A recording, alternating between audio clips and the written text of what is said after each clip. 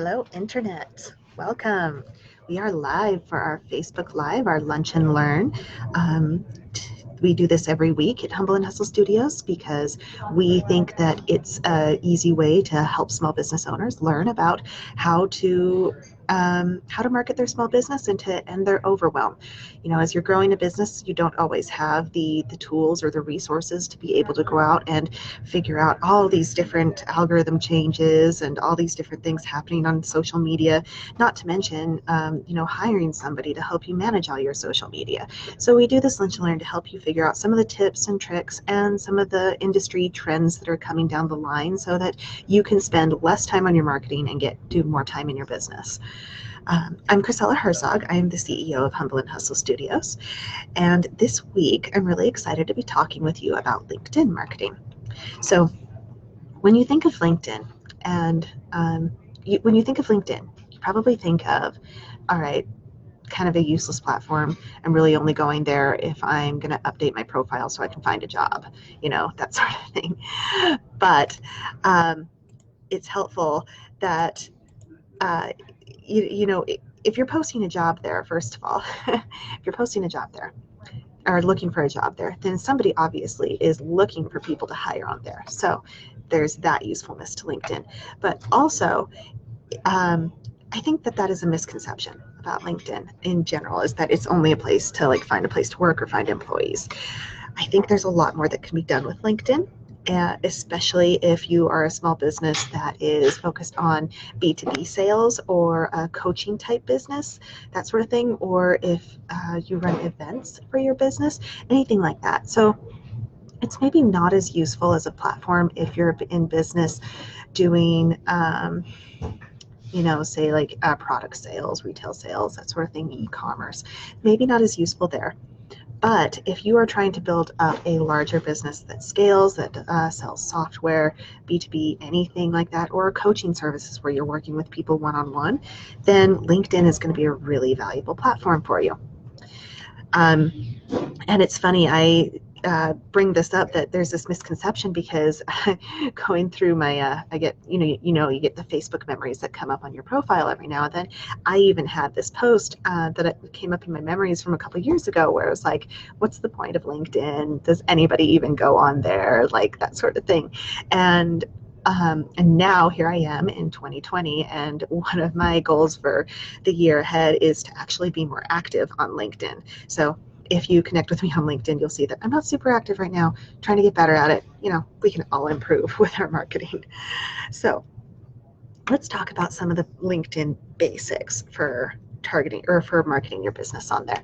Like I said, if you're in an e-commerce type space, LinkedIn probably isn't the platform for you. So like with any platform, or any new social media, any of the social media platforms out there really, I recommend that you go on there and you reserve your business name as you reserve the username, you reserve the page.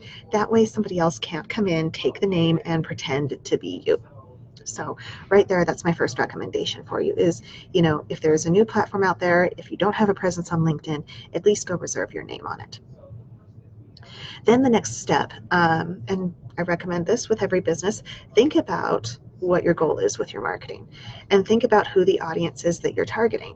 If you're targeting an audience of the decision makers who are purchasing your product, if they are executives, if they are small business owners, if there's something like that, then LinkedIn's probably going to be a good platform for them because you're going to be connecting with those people directly on that platform, making those personalized connections. On Facebook, you're not going to be connecting with people like that so personally. It's more of your brand is marketing to personal profiles, which people may or may not be using. If they're a small business owner or an executive, they might be too busy to be on Facebook, but they might be spending more time on LinkedIn because they're on there for a professional, for professional reasons. They're trying to find networking things, that sort of thing. So think about it that way when you're trying to figure out where to spend your time marketing your business. For LinkedIn, it's going to be more, again, like I mentioned previously, if you are doing business B2B, and you're targeting a decision-making audience of like executives, C-level suites, small business owners, the high-level decision makers. If you are looking for people to hire, LinkedIn might be a good place for that, where you can start building up like your company's kind of displaying your company's culture, displaying your own leadership style on there, that sort of thing.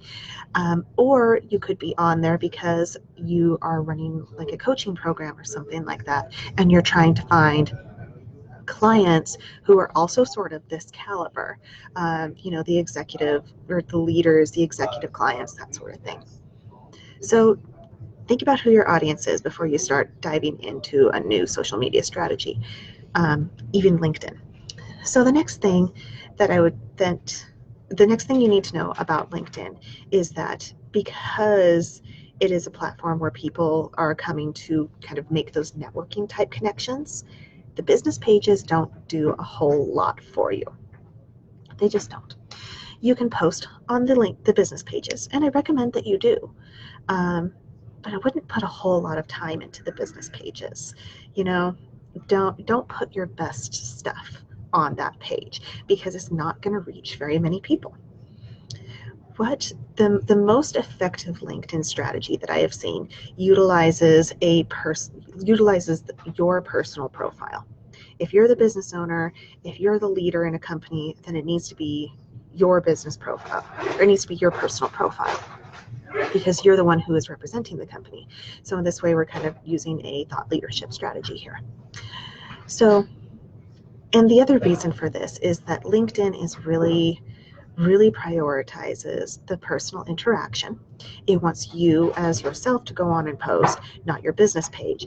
And so while the business pages don't get a lot of interaction, the personal pages can go absolutely viral. LinkedIn is probably the easiest platform to go viral on. And it's funny, I just saw somebody over the weekend make a post, I think it might have been on Facebook, funnily enough, saying, Instagram is dead, we're moving to LinkedIn. Don't take that kind of attitude, because first of all, you still can go viral on Instagram. I had a client go viral on Instagram this weekend. You just have to know your audience on Instagram. You just have to know who you're targeting and how to reach them on Instagram. And the same thing is true on LinkedIn. You can go viral on LinkedIn, but you have to know how to reach that audience. You have to provide enough value that people are going to interact with your post on LinkedIn. And you have to know how to use LinkedIn's algorithms in a way that will actually make that message reach your audience. So let's talk about that. How do you set up a post so that your message will actually reach your audience? Well, there are a couple of ways. First, don't put a link in the main post. It's really tempting. I've made this mistake a lot. Don't do that. LinkedIn really, like the other social media platforms, LinkedIn wants you to stay on LinkedIn. Facebook's the same way, but Facebook still allows for links a little bit more because that's the primary way people use Facebook. LinkedIn is a lot more heavy-handed about this. If you put a link in your post, and that's the main part of your post, that post isn't going to reach as many people. It just isn't. So how do you get around this? Well, if you have a post, write up something in your post and publish that. And put in there that you're going to include the link in the first comment or in the comments. Then you post the link in the comments. And Facebook doesn't see, LinkedIn doesn't see that as including a link in the main part of your post. And so it's more likely to promote that in the algorithm than if it did have that link in there, the link outside of their platform. So that's something to remember. The notes and section that you have in LinkedIn, that can still be pretty effective. You have to do it right, though. You have to do it right. I had one client who we were doing a LinkedIn content marketing strategy where he would write these posts on LinkedIn and then share them out. And he would get a lot of reach with those. a lot of reach. In fact, we were even able to develop a completely new line of business from somebody seeing one of those posts and liking the content so much from it that they came to him and were like, we want to do this with you. We want to partner with you on this. So really cool things can come out of this networking type environment on LinkedIn. So when I say don't include a link in your LinkedIn post, you can include link to the blog post that you host on your LinkedIn profile. But you may not necessarily want to. If you're writing like a new blog post every single day, it's not going to have the right information when somebody lands on your profile to see who you are. So think of it this way.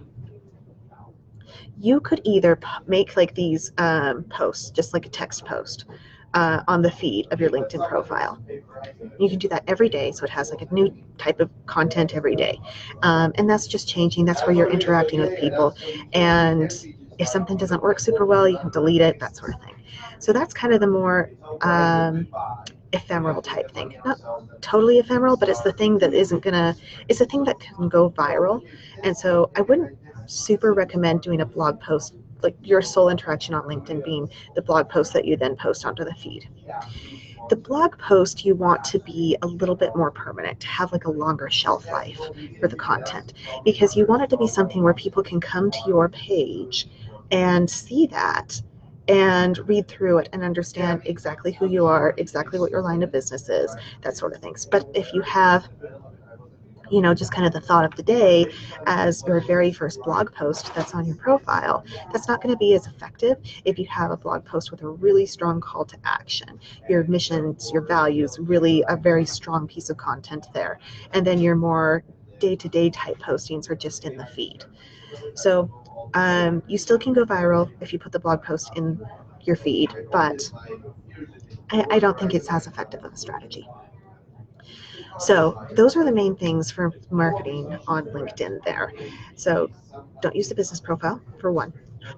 Don't use the business profile. Use your personal profile instead. 2, post in the main feed.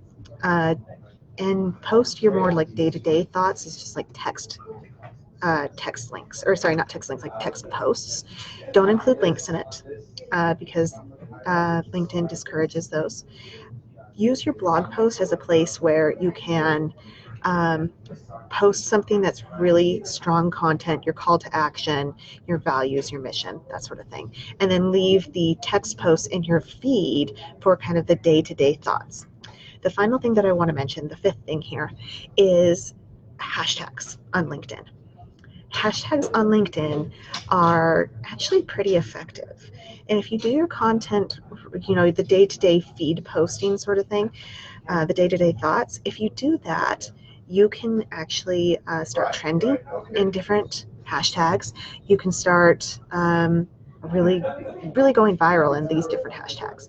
So hashtags on LinkedIn are probably the biggest trick you can use to go viral on LinkedIn. You don't need as many hashtags on LinkedIn as you do on Instagram. I am still one of those who I use a lot of hashtags on Instagram, like 20 to 30, as many as I can, really. And people have like different opinions about that on Instagram, but that's what I've used and that's what I've seen work on there. On LinkedIn, you don't want to use that many. You want to use maybe 4 or 5. And you want them to be you don't want them to be hashtags that are really, really super specific, like the name of your business, unless you have like a generic name for your business, in which I hope you don't have a generic name for your business. That's very hard to brand. But don't use a hashtag that's the name for your business. Use a hashtag where people are having conversations on that hashtag. Something that is a little more general, but still within your field, so that you are reaching the people who are actually talking about this topic. And then, like I said, I wouldn't use more than maybe 4 to 5. Kind of play around with it, see what works for your posts. But you just want to make sure that your day-to-day posts really have some good value in it, whether it's whether it's something that's kind of a thought of the day, a good quote that you find inspiring, or something where you're provoking conversation. What you really want to do is you want to start jumping into these streams of conversation, and then you want people to come to your post and start talking with you. You want, when you use these hashtags, basically you think of it, you're jumping into this kind of river, but you want to have some sort of bait in your post so that people come to you within the stream. Think of it like fishing. Yeah. So you want some sort of bait that draws people to you, to your post, and so you can actually start having these conversations, because on LinkedIn, the more people that interact with your post, the more people will see it, because LinkedIn still has this feature where you can see people's activities on other posts. So if somebody commented or liked on another person's post, that'll still come up in somebody else's feed. Facebook used to have that feature, and it was really nice for marketing events and getting the word out there about events.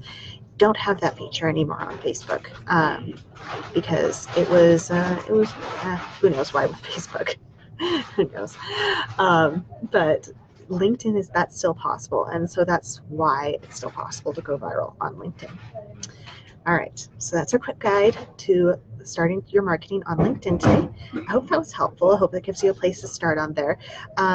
Make sure that you update your profile before you start posting these conversations. I know some people who start interacting with people on LinkedIn and have not updated their profile, so it still shows that they're at an old job or something like that. It's not super effective. The other thing is, don't expect immediate returns from LinkedIn. This is networking. You have to build a relationship with people, and so it's not like people are gonna. This is why I don't recommend it for like e-commerce necessarily, because you aren't gonna get people who are just jumping on your page. They see one post of you and then they're going to come buy from you necessarily. It doesn't work like that quite the same way. So anyway, that's all I have for today. Thank you for tuning in. We'll see you next week.